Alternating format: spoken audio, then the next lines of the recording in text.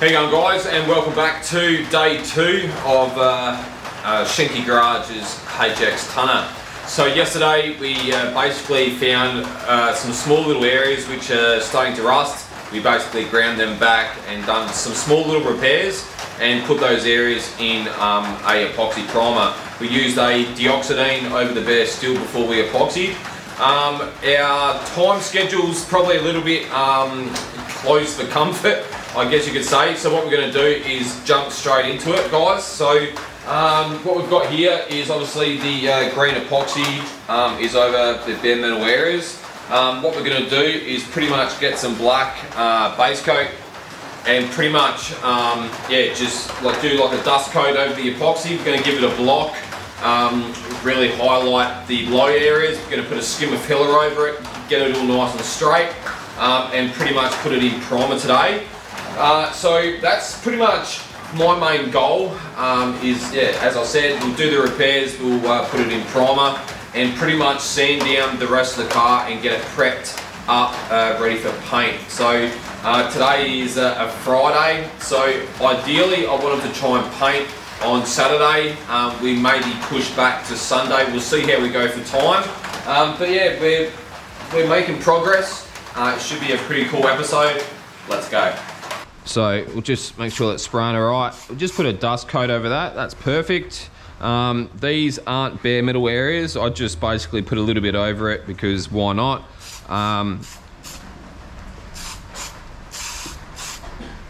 So we'll let that flash off for about 5 minutes and we'll start blocking it with some 180 or 240 and then start doing our filler repairs.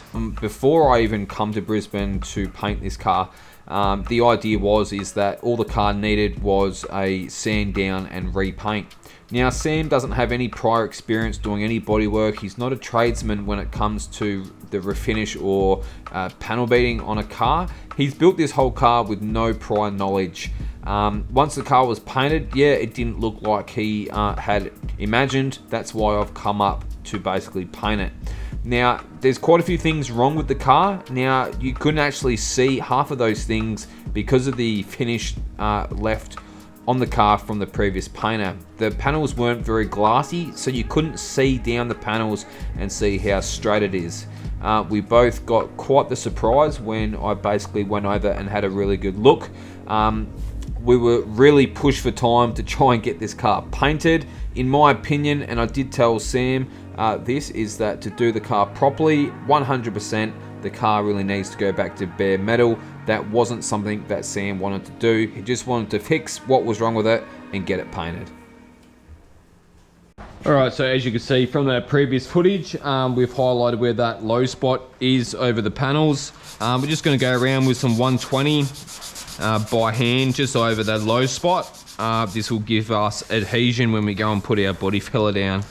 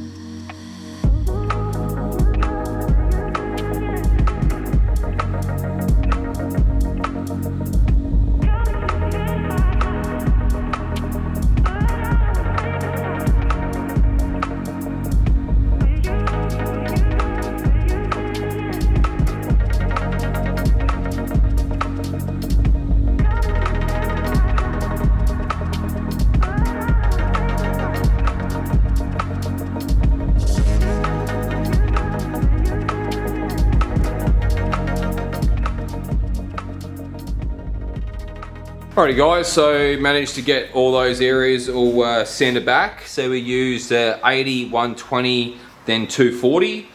So they're all nice and smooth. I've used 240 on a orbital sander to remove any coarse scratches in the paint.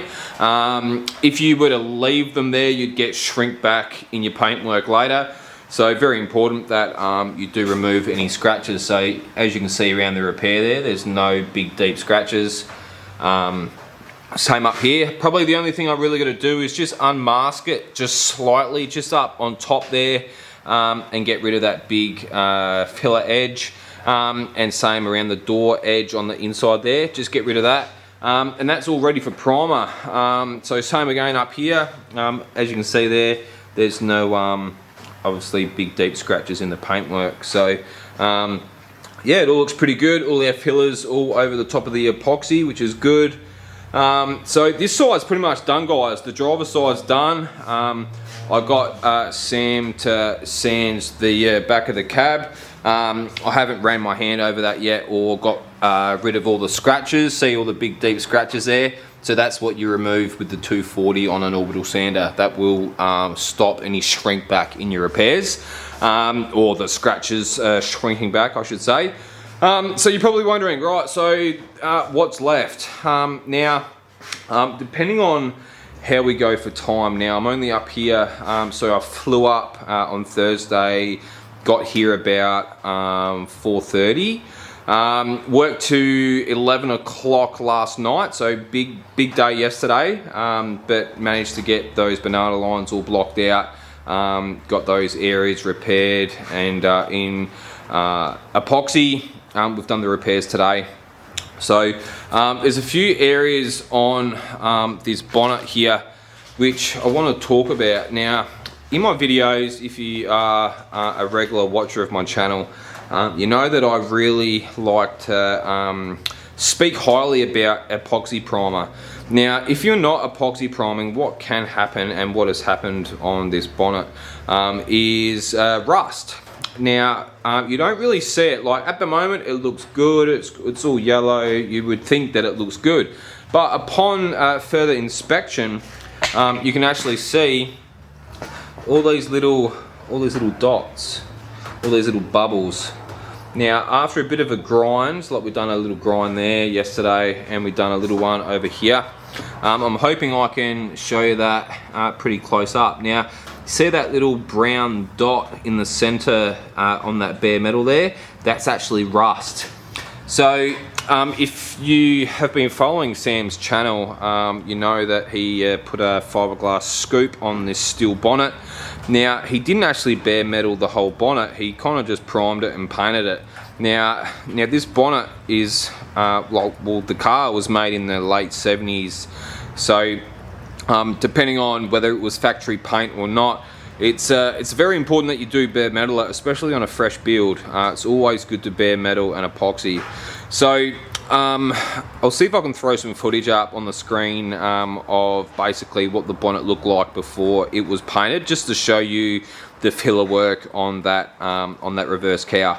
Now, what I'm going to do, depending on how much time I have, now I'm only here for the long weekend, so I've got enough work on the body of the car, not alone doing hang-on panels as well. Now, what I'm going to do is actually bare metal from the body line out, bare metal all that, and get that in epoxy. Now, depending on what angle you get on the light, you can see that it's probably really hard to show you on camera, but there's actually a low spot on the cow. So what I said to Sam is that I'll bare metal the sides. I'll bare metal the sides. We'll get that in epoxy. I'll block out all the lows and do any filler work on the cow to get the cow nice and straight. And that's pretty much it. But yeah, there's heaps of bubbles like all over this bonnet with surface rust coming up from the surface. So yeah, it's really hard to show you. I have to get it on the right angle, but right where the light is there, you can see a bubble there. There's another one here. They're everywhere. So very important, guys, that you bare metal and epoxy, but not only just epoxy priming, but using a deoxidine on the bare steel. That is what is preventing this from happening on your parts. Now, it's one of those things when you're a DIY guy, it's hard to find good knowledge on YouTube, and that's kind of why I started and have continued to make videos on how to do stuff properly. I mean, I've got 20 years working in panel shops, high-end panel shops, not just like your old Joe Blow around the corner. The shops that I've worked at have been good, high-quality shops using either Glazerite or PPG. And honestly, guys, it's hard for someone to get, I guess, like credibility with what they say on YouTube. I know YouTube can be a bit of a hard place to find good content and like reliable information. But yeah, I like to hopefully be that person on YouTube that everyone sort of goes to learn. There's a few other really good channels like Steele's Designs. He's another really good painter and panel beater who builds some good top quality cars. So look, there are some good channels around. There's quite a few channels to stay away from. I won't get into that, yeah, so I'm gonna feather back all the scratches on the back panel there, on the back of the cab, fill the repair that Sam's blocked out. Just looking at it now, I can see that it's a little bit low in the middle there. So yeah, we'll go over it. But yeah, we're getting there, guys. So much for sunny Queensland, guys. I was looking forward to coming up. It's actually overcast, it's raining at the moment. So yeah, I packed singlets and shorts, thinking that I may even get a suntan up here, but I don't think it's gonna happen. Alright, so it was at this stage, after we put those repairs in a high build primer, it wasn't until the next day when I was blocking all that high build primer down that we actually found, when we were wet checking the primer, how many ripples and dents were still on those two panels. Now, we ended up going around and checking the passenger side, and they were also exactly the same. Now, all I can put it down to is that Sam was using those Durablocks, which aren't exactly suited for sanding a high build primer. They have their purpose, but not serving every single purpose. So what I ended up doing was sanding the whole driver's door and the other side as well. Alright, so as you can see from the footage here, so basically we ended up sanding down the primer that I just sprayed in the previous little piece of footage. We ended up wet checking the whole car and looked down it and found that both the doors were incredibly ripply, mainly the driver's door. So I decided that that I would actually bare metal the whole driver's side door and put a skim over it, epoxy it, rust treat it, all the rest of it, and basically prime the whole door. So there was a lot of work which we didn't film simply because we were just trying to get this whole car done. Like, we'd done it in pretty much from start to finish in probably 2.5 days. So roughly 35 to 45 hours worth of work over 3 days. We ended up painting it, so stay tuned for the next video, guys. Appreciate everyone watching this one. If you haven't subscribed, hit that like and subscribe button. It means a lot, and it gives me a bit more excitement to make more content. I've actually got another respray coming up shortly. So yeah, cheers, guys.